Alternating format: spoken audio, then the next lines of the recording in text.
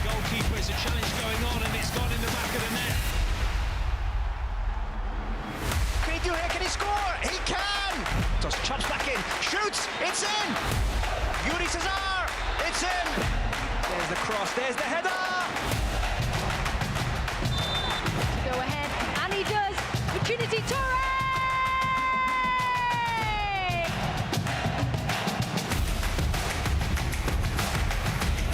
And Mamadou Camara! Challenging past the shots, and it's in! Alec finds the bottom corner!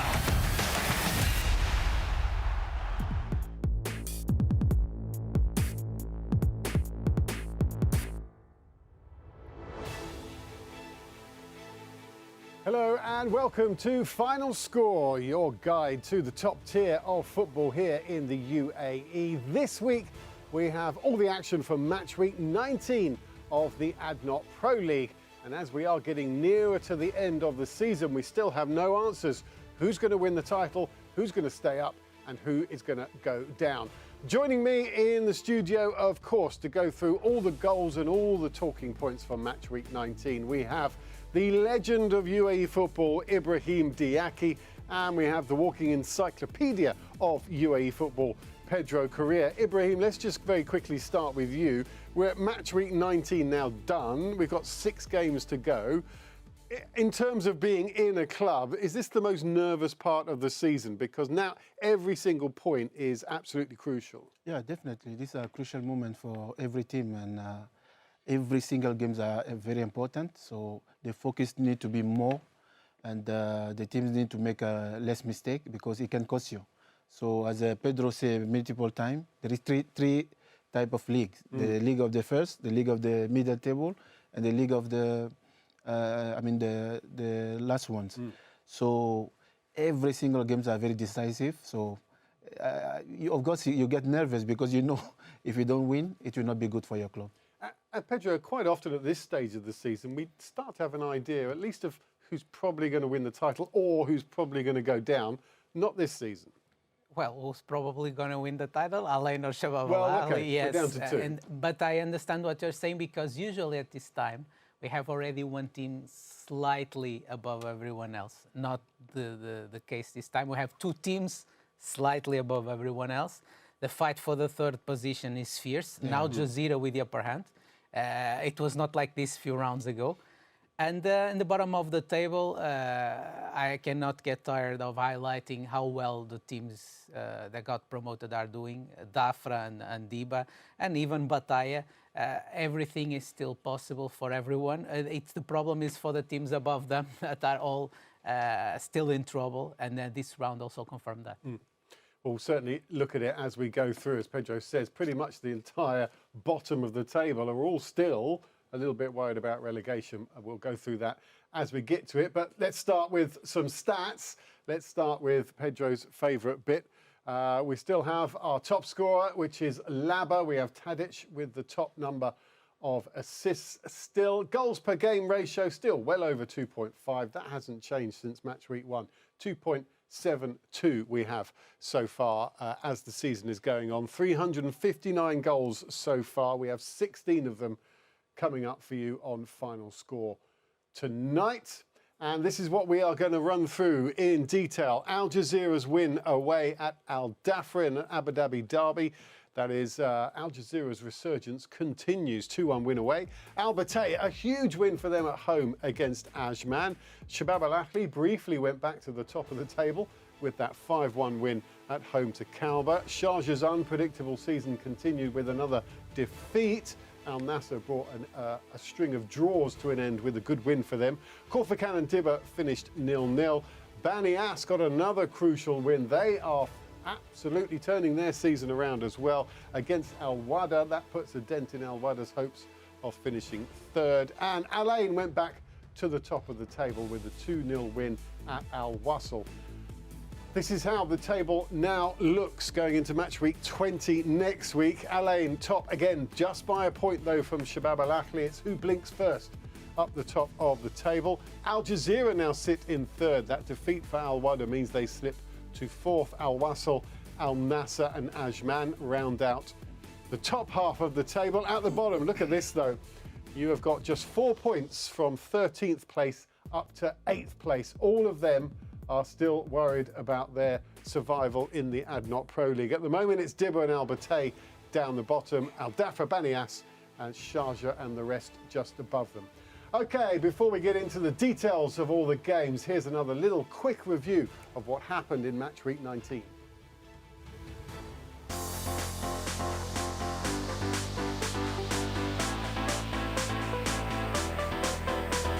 Match week 19 of the ADNOC Pro League season saw all 14 teams in action, but only one match ended goalless. The games began with a vital win for Al Battay. Marwan Fahad's goal inside the first 10 minutes saw them beat Ajman 1-0 and get them to within 2 points of safety at the bottom of the table. Al Jazeera's impressive resurgence continued with a fourth straight win. Simon Banza got both their goals in a 2-1 victory away at Abu Dhabi rivals Al Dhafra. Al Jazeera are third in the table and hoping for Asian Champions League football next season. Sharjah's unpredictable season continued with a fourth defeat in their last 5. Toure and Milivojevic scored for Al Nassr. Kamara did pull one back, but it ended 2-1 and Al Nassr are up to 6th. The goalless match came at Khor Fakkan, where neither the home side or Dibba could find the back of the net. The point isn't enough to keep Dibba off the bottom of the league.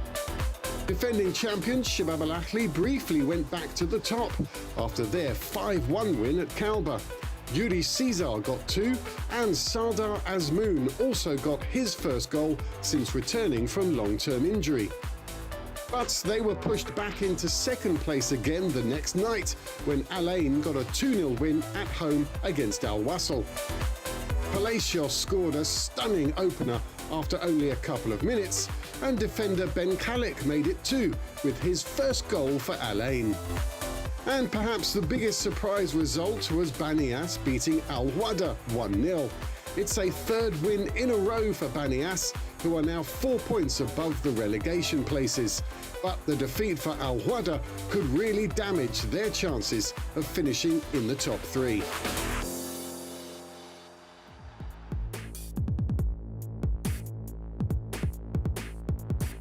Lots of talking points then to go through, and we're going to start with the current league leaders again, Al Ain. They win 2-0. It was our game of the week. We did this one live, and it was one of those sort of game of two halves situations again. Pedro, let's start with you for this one, because for Al Ain, they are on this excellent roll. They are unbeaten, the only team still to be unbeaten in the league this season. But we expected them to push on after the 2 goals, didn't we? We were almost disappointed that it was only 2 goals from the Al Ain side of things. It's a very interesting match to analyse also after the match with the statistics we have now. Yeah, we could think that they would go for the third, but what really happened was Al Wasl had most of the possession, 61 against 39, and have had 17 shots against 5 from Al Ain. So a tremendous display of efficiency for Al Ain. Lack of efficiency for Al Wasl, we spoke about that during the night. So it is a solid, competent and pragmatic match by Al Ain, performance of a champion. I think, if I'm not mistaken here, maybe it's the 26th match unbeaten for Al Ain in the league. It says a lot. Palacios and Toure in the midfield, a great engine room.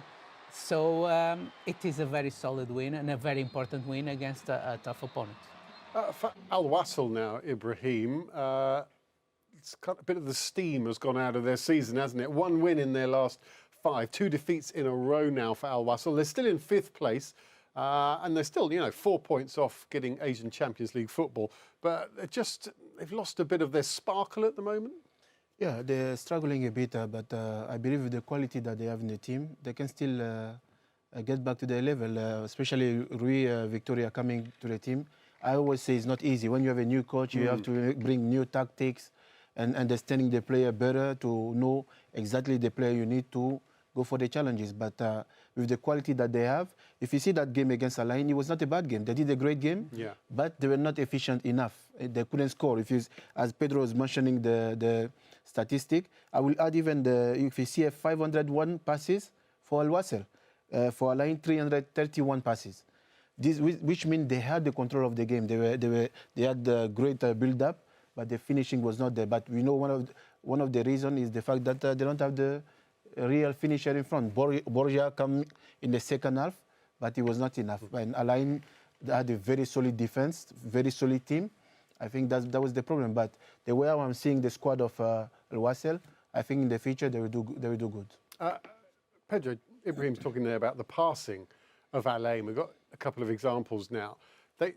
It's kind of become a bit of their trademark, hasn't it? They're very comfortable knocking the ball around, but it's really sharp passing. It doesn't, sometimes teams pass it around, but it's a bit slow and a bit maudlin, but they're just really efficient with their passing, and they're not afraid to move it around. Exactly what you're mentioning. It's also what we can observe from this match.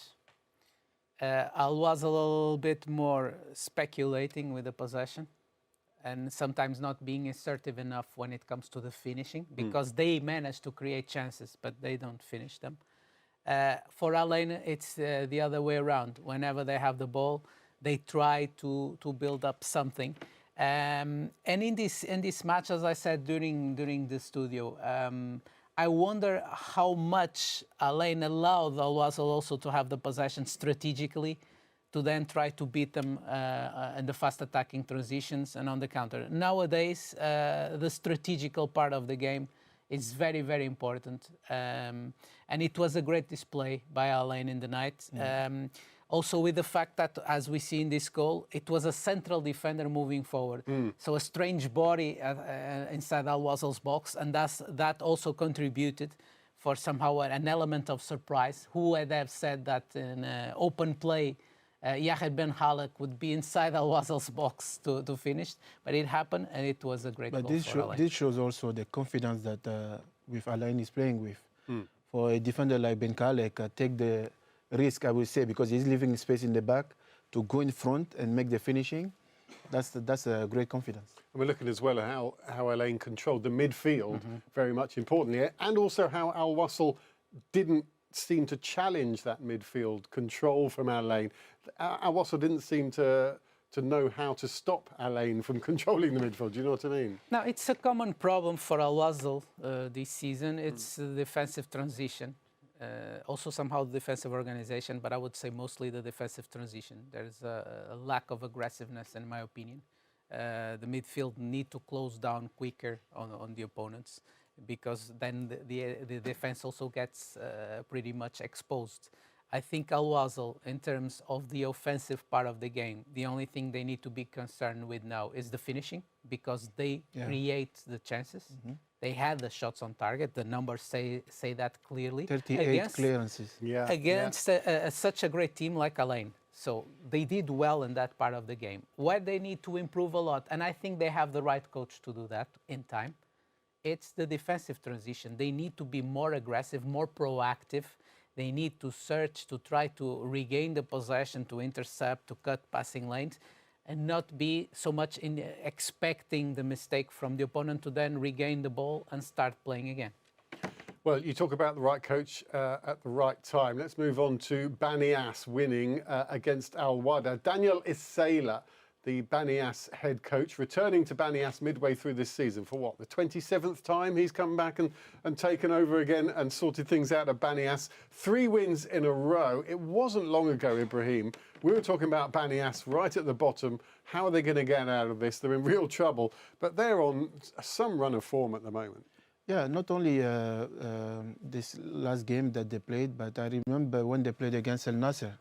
We can see that they were regaining the confidence. Because going to at El Wasl, at El Nasser, beating El Nasser in their field is not easy, because it's one of the toughest teams also in the ADNOC Pro League.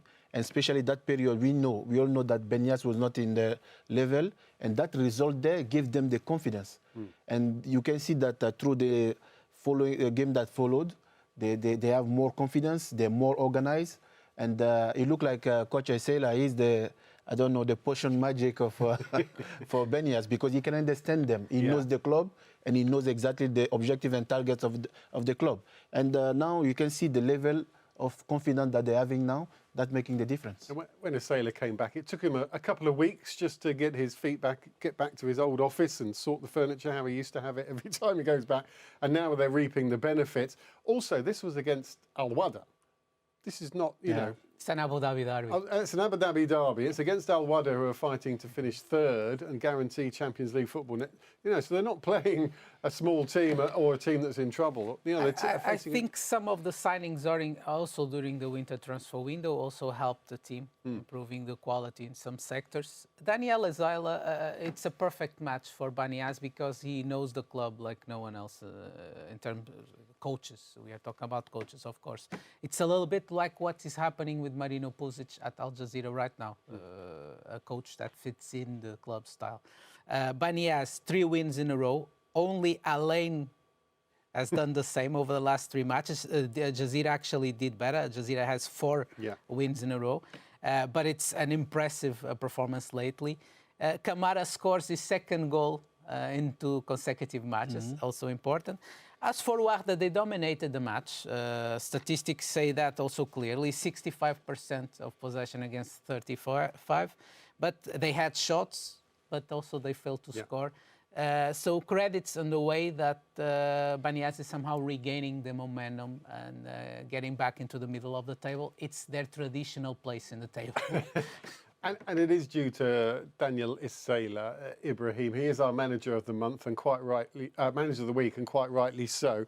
You hope that coming back and hopefully he can keep them up and keep them into the ADNOC Pro League for next season. You would hope now that he is sort of given a bit more of a window to take the team forward again like he did before, and you know, and he's allowed more time to rebuild Banias. Yeah, definitely, because you see they've tried a couple of coaches, but it didn't work out, and I think Coach Asela, he understands exactly what the club wants, and he knows the player very well. He knows each quality of each player, and I think that's helping him to put the right team to win the games. And but one thing that I see, Benias always, most of the game they play, is the percentage ball possession is around 34 to 35%. But with that, they're still winning, and that's impressive, because you have less ball possession, but this shows that there is now more efficiency in their games. And also, one thing they need to try to control is the consistency. Because now, of course, they're winning, they're taking the confidence, but don't go for the next game, then lose and drop the confidence and the consistency, because right now they're doing very well. Doing very well. Banias now up to 11th, 4 points above the relegation zone. Al Wahda stay 3rd. Just 1 win in their last 5, by the way. OK, let's move on to Shabab Al Ahly, the defending league champions this season. And they went back to the top. It's this tussle between Alain and Shabab Al Ahly. Whenever one wins, they seem to go at the top until the other one wins. But Shabab Al Ahly so convincing. 5-1 win at home against Kalba. Lots to talk about. Cesar getting a couple of goals, but Sardar Azmoun scoring as well, which is a bit ominous for Alain, I would say, in this latter part of the season. It's great news for Shabab Al Ahly. They have now one more option, and a very good option, probably their main option available again. As you said, 2 goals for Yuri Cesar.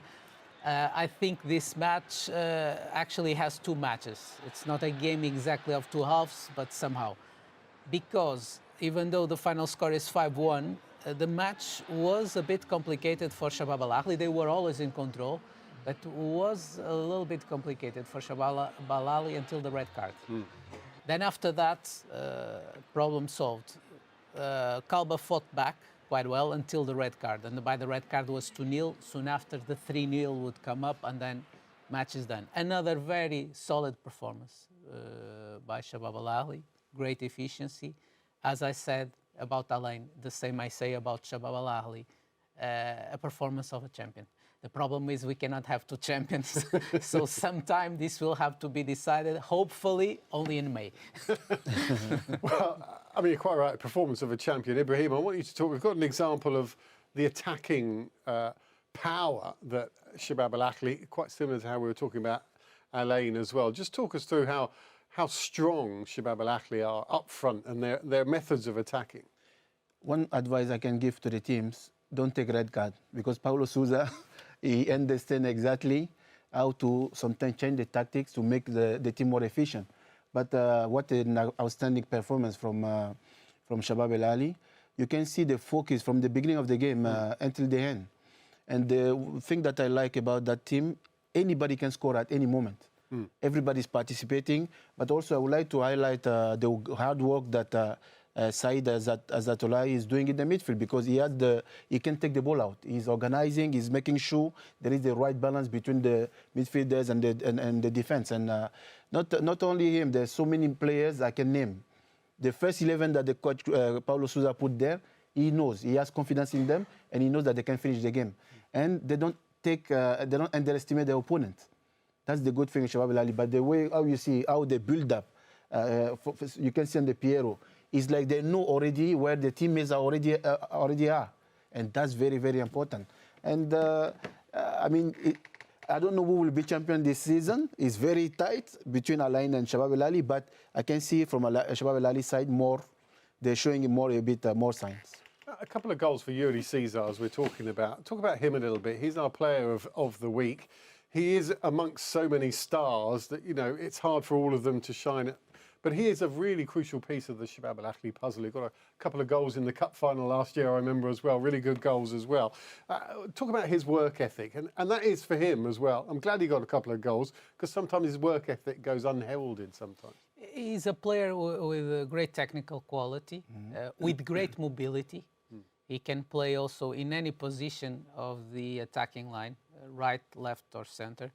And in this case, for example, this goal we are watching, not only the goal he scores, but also the movement he does before scoring. He drags the defender and allows Said to be left alone at the far post.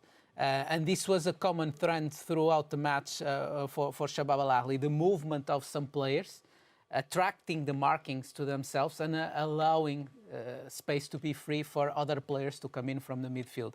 So his work up front is very important. His quality on the ball is great. And off the ball, I think the main improvement for Yuri Caesar over the last few months is the way I believe he's starting to understand better and better the game, and the way he has to move, not only to create the chances for himself, but mostly also for his teammates. In this type of movements of attracting the markings and then allowing others to score. And he also made one assist, so it says a lot about this performance. But you know, the good thing with Shabab Al Ahly, the danger can come from anywhere. Yeah. Of course, this week is Yuri Caesar, but before that, let's not forget Bala. He's doing a tremendous job also with his techniques and the way how we go 1v1. Is helping a lot the team. And now, they were already doing good without Sardar. Now Sardar came back now, the team will be probably more solid. Since you say that, Ibrahim, let me add also Mohamed Juma. Even though he came out at halftime, probably, I don't know, he was injured or something, and he scored the first goal. It's interesting how he has evolved from a substitute, discrete substitute in the beginning of the season. For now, he's an important player of the team, and also another good solution for the UAE national team, by the way. Interesting performances also over the last few weeks. Okay, let's move on then. If there's one team that has a better record at the moment than both of the top two, or Banias for that matter, it's Al Jazeera. 4 wins in a row. Their latest was in this Abu Dhabi derby against Al Dhafra. Al Dhafra are in a bit of trouble. They are in third from bottom. They're on 18 points, 2 points above the drop zone. But this was about Al Jazeera, and it was about Banza as well, one of their big signings over the New Year period. And he's now settling in, isn't he? He's now, he's finding his feet, shall we say. Both are settling in. Banza is settling in, and Jazeera is also settling in with him. It's useful for a team like Jazeera, a title contender that usually has huge amount of the possession in their matches, to have a player with Banza's characteristics and also quality inside the box. It's completely different because it's a great threat for the opponents. Now, I was there for commentary in this match. It was a hard-fought match. Dafra is very competitive, and it's a very good team, especially on the ball. They also have their problems defending. That's why it's the worst defensive record in the league, 39 goals conceded. But Jazeera, in their traditional style lately, very organized, mostly controlling the match. And it was not an easy win at all. The credits on Dafra for that. But it was another good win for Jazeera, another 3 points, and it's the 4th win in a row. So four wins in a row for Al Jazeera. We talked about it a bit. We did their game of the week recently, and we talked about the improvements in the squad as well, and adding Milson and people like that, and Banza now starting to find his feet. For Al Jazeera, what's their target now for the rest of the season? Yeah, we can see from a couple of games already they played.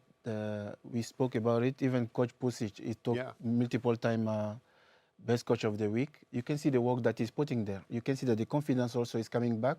And as I agree with Pedro, that game was not easy. It was a really difficult game for Jazeera, but the resilience helped them, and the focus, the organization, the way they were organized, made the difference. And of course, seeing Banza coming like this and scoring 2 very important goals for the team, that's what the Jazeera needed, because we remember one moment they were struggling a bit with the striker part until he arrived. It's not the only game now he's scoring. Couple of games before also, even if he doesn't score, he can show that he's giving that power for the offensive line of Jazeera, and that's working very well with them. And we saw with that first goal how Al Jazeera just moved up as a unit, didn't they? All together, as just moving forwards in their lines. I mean, it was terrific defending, should have been from Al Dafra as well. But you see Al Jazeera entirely coming at you as a team, don't you? It's what they usually do. Now, the great difference is they were already doing well with the coach. Coach Marino Pusic, as I said before, fits in very well in the traditional playing style of the Jazeera over the last few seasons. It's the Dutch style, the Dutch playing style, the Dutch school, if you want. Now adding a striker like Banza inside the box. For example, the first goal is just there in the right spot at the right moment, which is what a striker must do. It's not about he did not create a chance himself, but he was at the right time, at the right moment, and it's important because he broke the deadlock there. And then the second goal, again, he was on the right time, but the cross is also amazing and finds him in front of the goal. It's a big difference. I think Jazeera is improving quite a lot. They still have the semi-finals of the President's Cup coming in against Shabab Al Ahly. That will be a great match. They can finish third at least. More than that, I think it's hard, but third they can. And mostly they can pick up on this and take it forward for the next season. We can see also the confidence and stability now of the team through the performance of, for example, not only Banza, Bruno is doing very well, and Fekir. What a player! Lately is making a lot of difference. And also when you take Koulibaly and El Nini, the hard work they're doing in the midfield, you can see now that stability that Al Jazeera was looking for. Okay, let's move on then. Let's go on to Sharjah 1, Al Nassr 2. Sharjah's very unpredictable season continues with another defeat. That's their 4th defeat in 5 for Al Nassr. This ends a run of 4 straight draws with a win. They are now up to 6th. Milivojevic and Toure getting the goals for Nassr. Kamara getting the one back for Sharjah. Start with Al Nassr. Ibrahim, start with Al Nassr, who they're hard to beat, but they were finding it difficult to get the wins. But this will be a relief for them. Yeah, they were lately struggling a bit with the performances, but that game was very important for them to try to get their confidence back, and they did it in a really good way. They went there very confident, very well organized. They started the game it was not an easy game for them, because Sharjah also, they really, that game was different, Sharjah, than the previous game we saw. I saw a Sharjah that were very, very well organized, started with very high focus, but I think in that game, Al Nassr was just more efficient. Yeah. Otherwise, even you see the percentage of ball possession, 45 for Sharjah and 54 for Al Nassr. This shows the way out. It was very intense between the two teams, and I think Al Nassr had 2 chances and they scored. But I have to salute also honestly the performance of Sharjah. There's still some stuff to fix, but I don't think there is big issue. with the quality that they have in the team, they can come back to their level. You'd hope so, Pedro, for Sharjah, but their confidence must be all over the place at the moment. We don't quite know how they're going to play each time they turn up. And their mistakes, as we're going to see, they leave quite a few gaps at the back. They keep making the same mistakes. Yeah, I think the main problem is in the back. The goal they score, for me, is in terms of attacking plays, probably the most beautiful goal of the round. Not the most beautiful finish. There were others better, like Palacios and then even Rainer Rivas from Calva against Shabab Al-Ahli. But the defensive organization and defensive transition must improve on Sharjah. They also must be more aggressive, in my opinion, defensively. But here we can see very, very disorganized defensively. Even outnumbering Al Nassr manages to score. The player who scored the goal, Abdoulaye Touré for Al Nassr, for me is one of the hidden gems of the ADNOC Pro League. He's a very good player with a tremendous acceleration, but he lacks consistency in his performances. If he does better in that item, I think Al Nassr has there a very good player. Sharjah needs to improve in terms of their defensive performance. Al Nassr is doing better in that sense since the winter transfer window, where they basically rebuilt the defensive line. They are improving, and I think they can be more competitive from now on. I would like to, please, if it's possible, to come back on the Piero, on the goal of Al Nassr, to see the defense, the way Sharjah was defending, exactly on that action. If you remember, here we go. Against Jazeera with the same style. Against Shabab Al-Ahli, 4 or 5 players are running towards only one player. They just need to communicate, because the moment they don't, I think it's lack of communication. You can see here, when we stop, you can see 4 players on one player only. This, for a team like Sharjah, it should not happen. Because it's a big team, it's one of the strongest teams in the ADNOC Pro League, but couple of times they did the same mistake. I think if they work on that, this kind of smaller, because I saw the way how they started the game. Coronado and Caio, all they tried, they did their best, but I think they were lacking of efficiency, and Nassr was more efficient. They took the 3 points. And yeah, like you say, if they make that mistake, it's bad enough. But if they keep doing it again and again, exactly, then something needs to be addressed. All right, let's move on then to Al Battay 1, Ajman 0. Big win for Al Battay. They really needed that. They are now on 16 points, 2 points away from safety. For Ajman, a second defeat in a row. Big win. We're talking about the top a lot. Let's talk about the bottom. For Al Battay, this could be their crucial win of the season. This match was way more important than it would seem if you look at it at a first glance, because Battay, for this win for Battay and the fight for survival is a lifeline. A match mostly dominated by Ajman, and Ajman had here a golden opportunity to almost book the ticket for next season, because not only they would get the 3 points, and Battay would not get the 3 points, so they would increase the gap. So this match was way more important for both sides than apparently it would look. Battay is fighting. It's a hard fight at the bottom, but Battay is fighting, and I think this was somehow of a lifeline. As for Ajman, Ajman must soon to get more 3 to 6 points to be completely out of any problems in the future. They're right in the middle of the table, like you say. Just another 3 points to settle the nerves for them. Talk about Al Battay a little bit more, Ibrahim.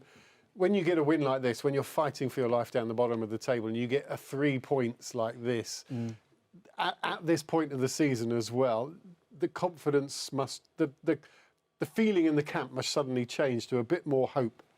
I think they understood that how important this game was for them, because if you're in a survival mode, every single games are important, and beating Ajman that I see that they have great quality, and previously they did a lot of good results also. So Ajman, we say, is one of the teams that is safe from the relegation, but Battay are going to beat Ajman like that. Honestly, they did a lot of effort compared to the games that they did the past week.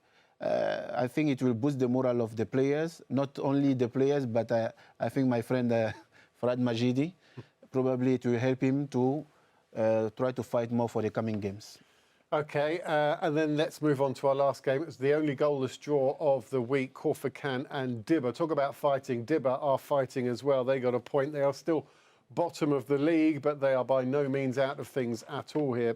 And this is what we're kind of alluding to at the start of the show. There's no bad teams in the ADNOC Pro League this season, and all of them are fighting to stay up, and they all really are fighting to keep in the top division. I went to search about what happened in the previous seasons, the last few seasons, in terms of the teams who got relegated. And these two teams right now, below the line of relegation, are already doing better than most of teams. Yeah. Most of the teams over the last few seasons. Right now, week 19, not week 26. So that says a lot about the competitiveness. Also the fact that many teams till the middle of the table are not safe. But this match was a little bit for Horfacan what could have been for Ajman in the previous match we talked about. Horfacan had also here a golden opportunity to be more comfortable. They did not take it. I need to say in their defense they are missing some important players. Now Ailton is back, but for example Lawrence is not yet, and there are other players injured on the Horfacan side. It could have been a quantum leap in any case for them. As for Dibba, they are fighting with everything they have, and I praise them a lot for that.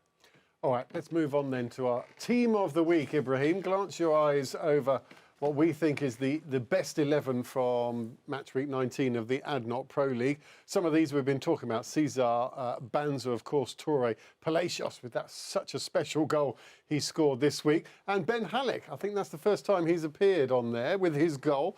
It was great to see him popping up.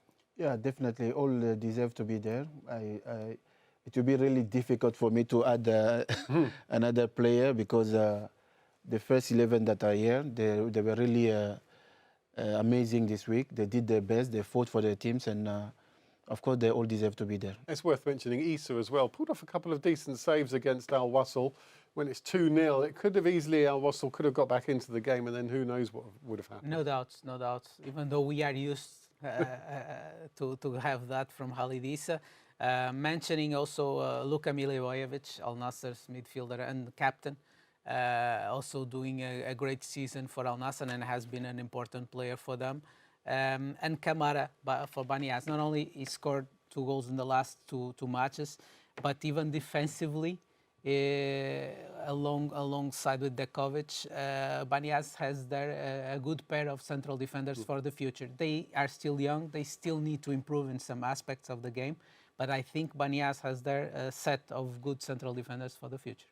All right, let's move on then. Let's look ahead to match week 20. They're taking place in the early part of next week. All the games coming thick and fast at the moment. On Monday, Shabab Al Ahly would go back to the top again if they can get a win away at Dibba.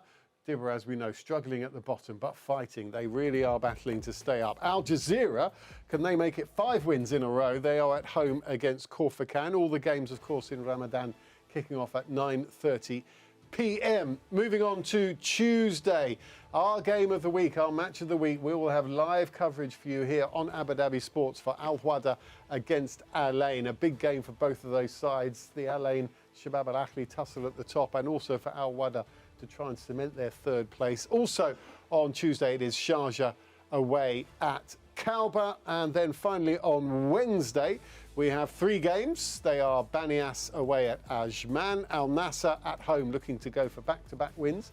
They're taking on Al Batay. And also we have Al Dhafra on the road against Al Wassel, both of whom lost their last game in the Pro League. Okay. Thank you very much. Thank you very much, gentlemen. Ibrahim, thank you, Pedro. And of course, thank you to you for watching as well. That's it for Final Score. We will be back on Tuesday night for live coverage of Al Wahda against Al Ain. But for now, from everybody here, good night.